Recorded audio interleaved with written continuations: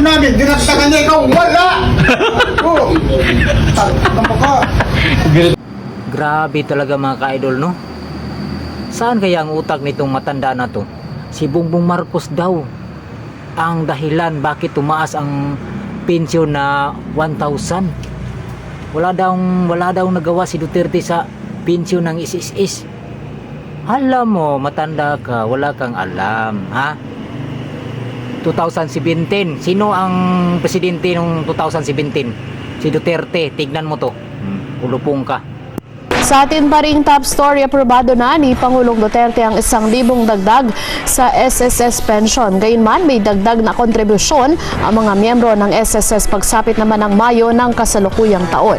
Si Vic Sumintak sa detalye. Pinagtibay na ni Pangulong Duterte ang 1,000 dagdag sa pensyon sa mga pensyonado ng Social Security System o SSS na epektibo sa susunod na buwan.